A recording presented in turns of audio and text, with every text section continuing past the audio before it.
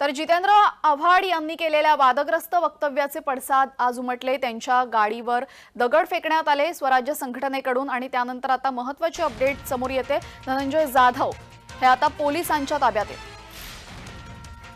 स्वराज्य संघटनेचे कार्यकर्ता धनंजय जाधव पोलिसांच्या ताब्यात। पुणे गुन्हे अन्वेषण विभागाने ही कारवाई केली आहे।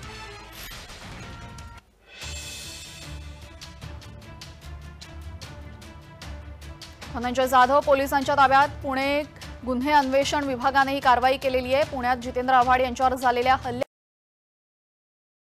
चिटणीस डॉक्टर धनंजय जाधव यांना पुण्यामध्ये ताब्यात घेण्यात आलेले आहे। पोलिसांनी त्यांना ताब्यात घेतलेले आहे। जितेंद्र आव्हाड यांच्या गाडीवर दगडफेक केल्यानंतर हल्ला केल्यानंतर आता त्यांना अटक करण्यात आली, त्यांना ताब्यात घेण्यात आलेले आहे। आपल्यासोबत आमचे प्रतिनिधी अजिंक्य धायगुडे जोडले गेलेले आहेत।